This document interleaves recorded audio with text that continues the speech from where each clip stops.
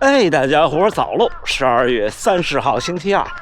还有2天，2025年就过去了。早晨这边又下了小雨，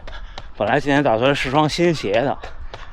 怕弄脏了放弃了，因为还要拍照。穿的是薄底儿的 Adidas 9出来的。一想起薄底儿的 Adidas 9，我就想起我们跑团的滕刚先生。进步的太厉害了，这半年。今天跟大家分享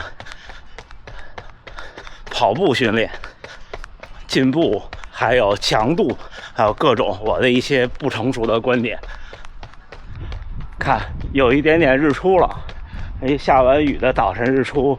云彩很多时候就是红色的。昨天在群里和小伙伴们分享了我们跑团的一位先生的进步。我其实一般不太愿意在节目里，哪怕是称赞别人，有时候我也觉得不一定人家就愿意。但是今天我就想分享一下，大家记得6月10号可能就是那2天的节目，我们在大vận城跑了一个5公里，相对全力以赴吧，是为了我们跑团的一位先生。好像是要想要跑进17分，就16开头，然后由我和田中先生来领跑，因为那个时候我能跑进17分了，很确定。那天我还 PB 了，在有2个180度折返的路上跑了16分45。那天田中女士还跟我们跑了几组1公里穿插着，但是那天我们跑团的这位先生差一点点没成功，最后还是掉了，好像是17分多一点点，但是 PB 了。然后之后这半年他们就练得非常非常辛苦。我们每周3有一个强度课，对吧？然后大多数时候周4他们还会在一起跑法德莱克，我很多时候周4我就轻松跑了。后来受到他们的影响，我时不时的周4也在上个强度，然后周6我们又在一起跑强度。而且最近半年周2的早晨，后能先生也组织了一个小队，这个小队的整体能力可能不太强，但是呢，他们的训练方式就是集体在一起跑强度，大家一样，就等于说是一个集训。然后这个后来我发现，像田中先生他们也在一起，跟他们一起，等于周2、周3、周4、周6，有这4天有2个相对大的强度和2个小强度。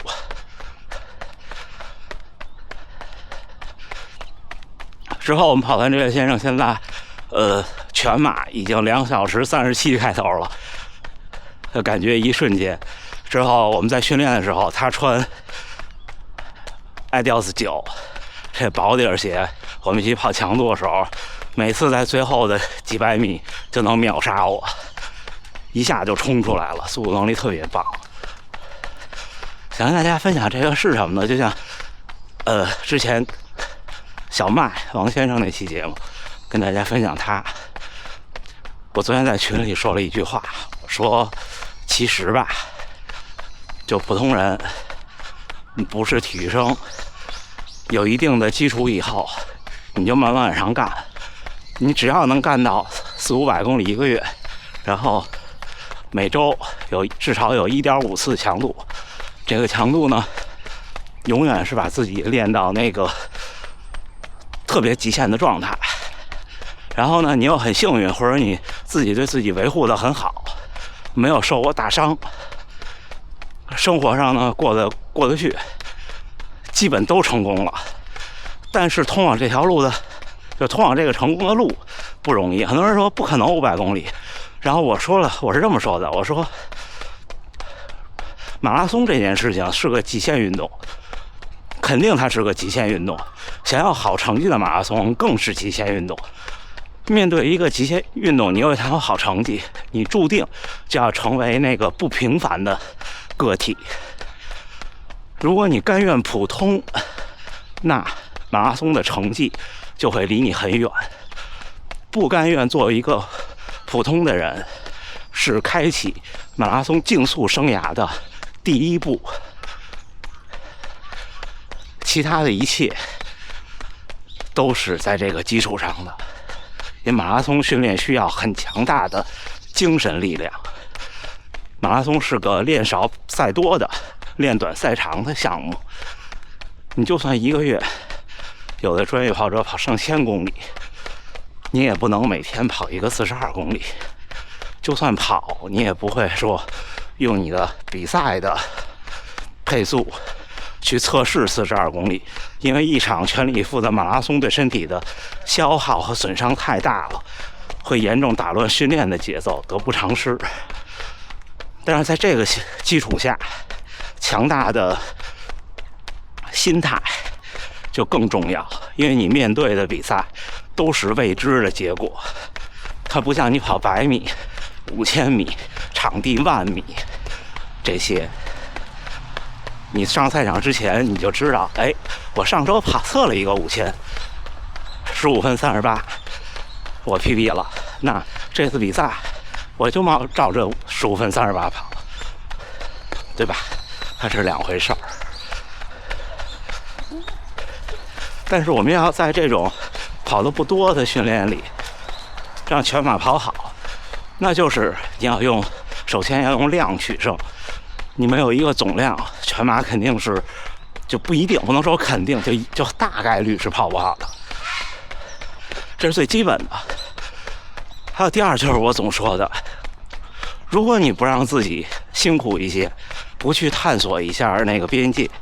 那怎么能进步呢？或者怎么能达到呢？或者说你从来没有试过用3分45的配速跑一个5公里，那你就不可能相信自己能用3分45的配速跑一个10公里。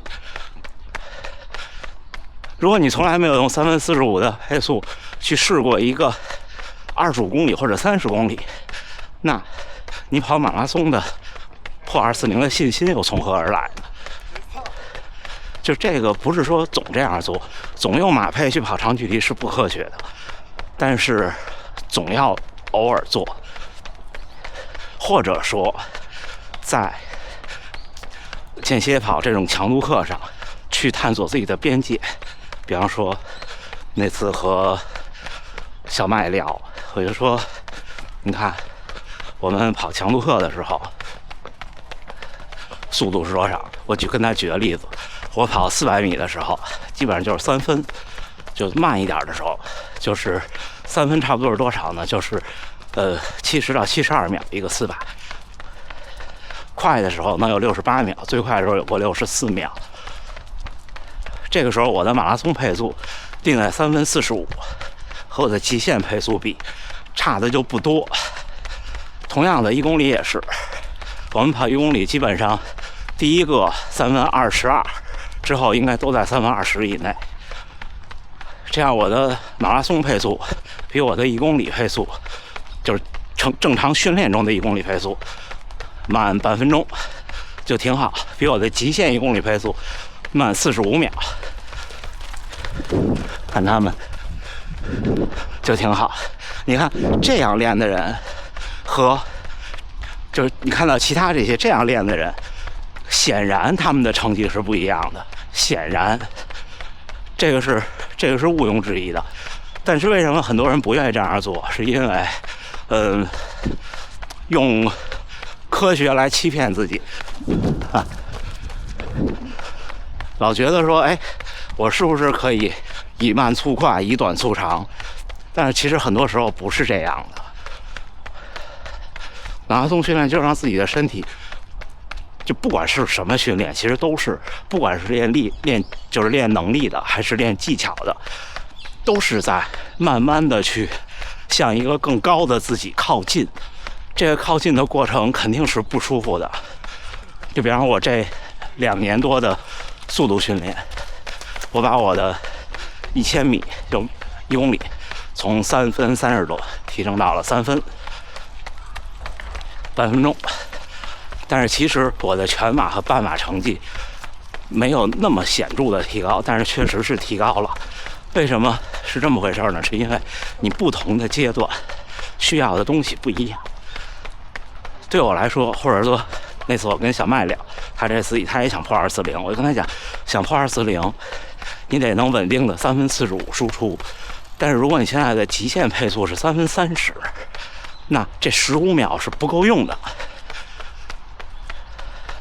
就是你想达到一个更高的自己的时候，越接近自己的天花板的时候，你需要付出的东西就越多。就看那些科普说，你想把一个火箭加速到光速，你可能理论上能加到99%，你再往后那1%是不可能的。就目前人类的已知的东西，它会越耗越大，越耗越大，越耗越大。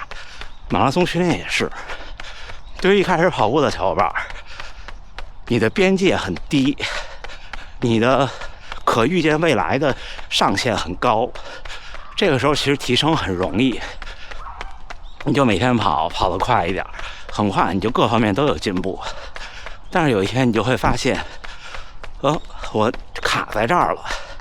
我无论每天用，比方说那时候我每天用4分0几、4分10几的配速跑一个半马，一个月跑500公里，我这样跑了1年，但是我发现我没有进步，完全在全马上没有进步，在半马上有一点点进步，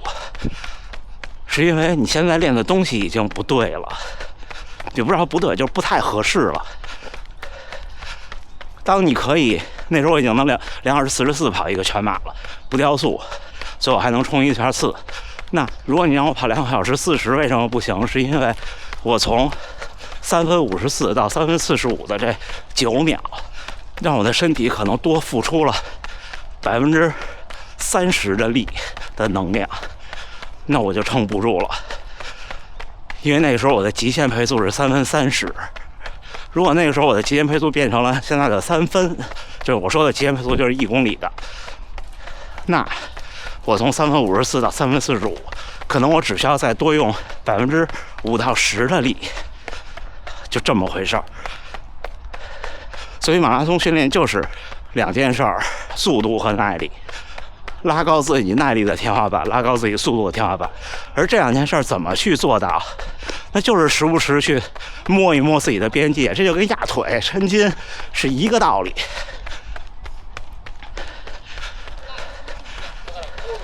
跟大家分享一些可能不科学，而且也可能不成熟的观点，或者说我总说不成熟，是因为肯定是我今天的观点和明天比，那就是不成熟的。但是希望可以抛砖引玉吧。今天轻松跑，明天田中先生约6点45在大阪城，中西选手就是刚刚毕业的箱根选手来带队跑一个3分40的10公里。但是我不知道明天是不是还有草训练，明天是周3，所以今天稍微缓一缓。嘿，小伙伴们，12月30号，今年的倒数第2天，训练结束，轻松跑了15公里，平均配速5分22，穿的这双看。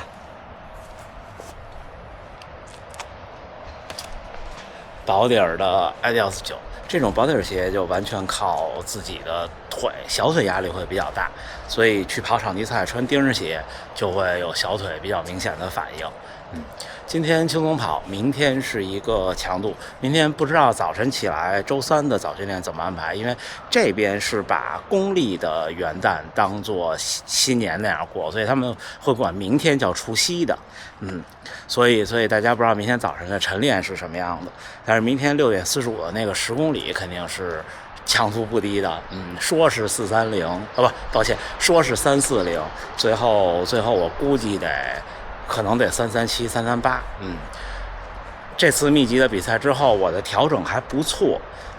但是我的评估是，如果按照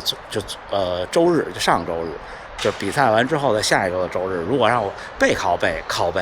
就不行了。但是恢复的还是挺不错的，调整的也挺不错的。今天大家分享了一下训练这些东西，我觉得，就像那天在训练营里和小伙伴们聊，我说为什么迟迟不做训练营呢？很多时候我觉得好些话说出来就对我来说，我觉得我在说，就像直播时候跟大家回答一些问题的时候，我说的好像没什么营养，因为谁都知道要努力，但是我觉得我把我见过的、听过的、身边的人的例子拿出来说，就让大家知道说，哎，别人是怎么练的。比方说，现在世川先生一直在做一个跑队，每周日上午活动。田中先生他们跟着世川先生练，那个跑队应该是付费形式的，好像我不确定啊。上周日是一个30公里，然后加3组2公里。很多人说看上去不可思议，但是人家也是慢慢从不行到行的。我刚认识田中先生的时候，田中先生给我看过照片，就几年前还挺胖的呢，他也是减肥来跑步。所以每个人的潜力都是无限的，相信自己不普通，或者说希望自己不普通，是迈出这一步的很关键的一环，好吗？那这样最后还是祝大家能努力生活，健康平安，咱们下回再见。